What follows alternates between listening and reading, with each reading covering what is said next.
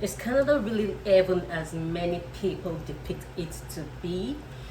Is this country really the dreamland that everyone actually feels at ease? These and many more questions I'll be answering on this channel today.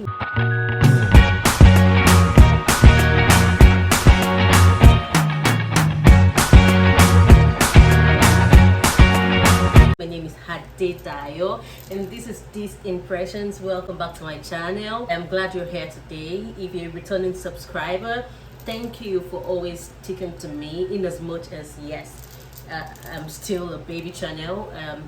Seeing a lot of feedbacks from some people, and I really appreciate the fact that you've taken your time to reach out to me. Today I'm just going to be addressing the realities of living in Canada for real. Let's be plain and candid with each other.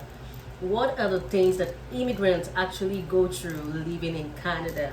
Because this topic is something that most people don't want to talk about. They don't want to share the bad side, they only share the good side. And if you're intending to come to Canada, you need to be prepared for the realities. Yes, not the essays. This channel, I promise you, is going to put you, it's going to make you feel like you're here already, so you can feel it just the way the people living, the immigrants living here right now are feeling it.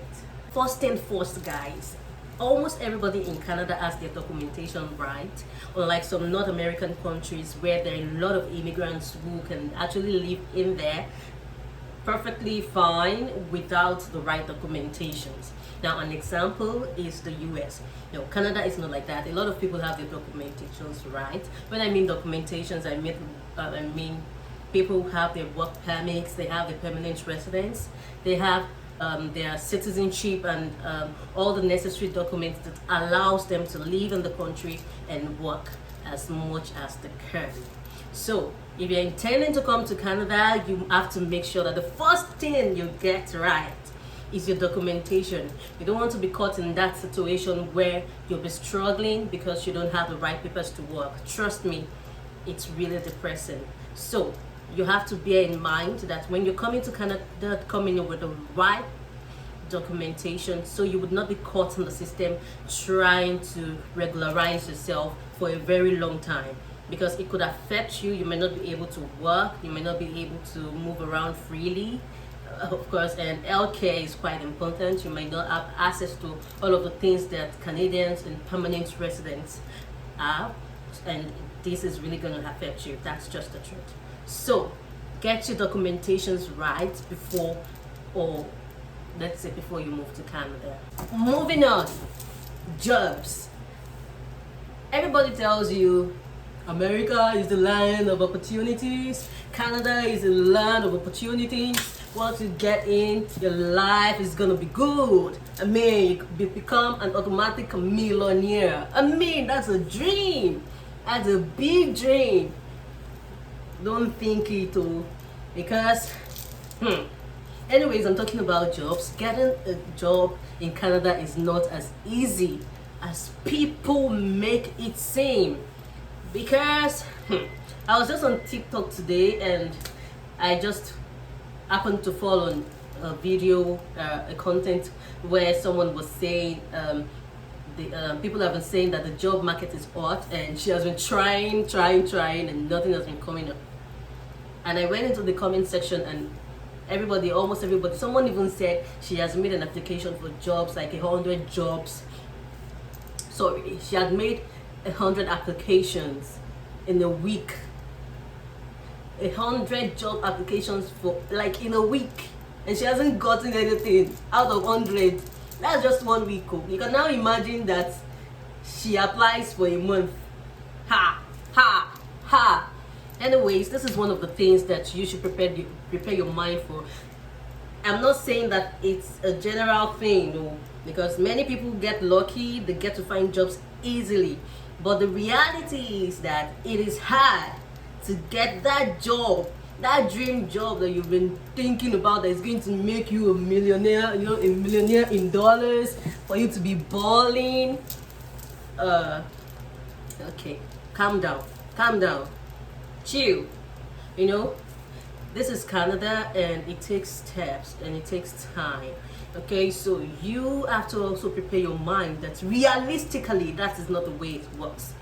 Okay, for employers to even consider you, you must have the Canadian experience, and I don't even think they're using the experience alone these days. I mean, a lot of people have experiences and they haven't still gotten the job. So first, like I always say, like I've said in my previous videos, when you come into the country, don't come thinking that as a professional back where you are, you're coming into the country to become that same professional. You might have to do survival jobs to survive until you've gotten the required qualifications for the job that you really want to get.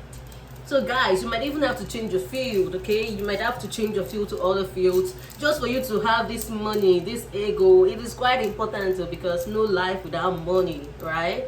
So guys, that is another reality of being in Canada that many people don't want to talk about, and they have just spoken to you about it. Give me a thumbs up. Give me a thumbs up, okay? So that this video is going to move. And like, share, and subscribe to my channel. Moving on. So the last but not the least, because I still have one more point, okay? So the last but not the least is parenting, work, and life balance. I am actually joining these two together because yeah, they kind of work hand in hand, right? Because you're a parent, at the same time you want to work, and at the same time you want to have time for your family. That is hard in Canada, okay? Because it's not easy to be a parent here. Back in Nigeria, we have a lot of people to help you. In fact, we always say that it takes a community to raise children back in Nigeria. But in this place called Canada, it takes you, yourself, your husband or your wife, and it takes you and your husband or you and your wife to raise your child. No community. Everybody, they mind their business. So it takes you yourself to do everything. In Nigeria, you can go hire a nanny. I mean, you don't get to pay them that much, and they would work for you. Here, the nanny you're gonna get is taking, like, it's gonna take probably the same amount you get as wherever you were. I don't know, probably the same amount you get working. If you're earning $15 per hour, your nanny might come and say she's gonna take $15 per hour. I mean, are you going to carry your whole salary and give to the nanny? Is that even possible? So guys, getting help here in Canada is hard. So parenting automatically becomes hard. And trust me, parenting isn't easy. I can't remember the last time I had a straight 24 hours or 8 hours sleep at night. So you can imagine having to work, having to raise your children, especially when they are more than one, or if you're a single parent in Canada, it's not a very easy thing. It's not a very easy thing to do. So you have to come prepared, and it is one of the realities that people don't actually share. You don't see the good pictures, you see, nice things on social media. Guys, a lot happen behind the scene, and those things that happen behind the scene, they are the reality. So guys, keep this in mind. Another point I need to share before I move on to the next, is the salary we get as people living in Canada is just for the household. So when you get into Canada and you're staying with people, it means that you're going to be doubling the expenses of that household. And sometimes you might get to see or realize that people might not be as nice to you after the old facade of, oh, you just got into Canada and they're treating you so nice for like the first 1 week thing. After that has passed away, then you come to the reality of where you really are, and then maybe the attitude would change or something. I don't know. I just want you to know that people sacrifice a lot when they give you stuff from the little or from the amount that they earn. So always appreciate whatever it is you're given from people living in the abroad, people living in Canada, people living in Europe, people living in America. people living in any other place in the world apart from where you're living, or even the people living where you're living right now, who are helping you out with stuff, no matter how little, because it takes a lot to earn a dollar. It takes a lot to earn a pound. It takes a lot to earn money. And most people here are living paycheck to paycheck. This is the reality. Most people live paycheck to paycheck. What I mean by paycheck to paycheck is most people live by their salaries. Before the salary comes in, the money they got for the last salary has finished. So they're actually waiting for the next salary to be able to survive. That is what we call paycheck to paycheck here. It happens back in our own countries too, yes. But when you get to put yourself in the shoes of the people living here in North America, it's a different thing, because they get to pay bills monthly. Back home, we get to pay bills sometimes anytime we like, or never. You can imagine you have your house back in Nigeria. You don't get to pay water bills. You don't get to pay for some unnecessary bills. We don't have that luxury back here. So whenever someone gives or raises a hand of help to you, no matter how small or how minute it might seem to you, because Nigerians are always very good in helping people calculate how much they are sending, appreciate it.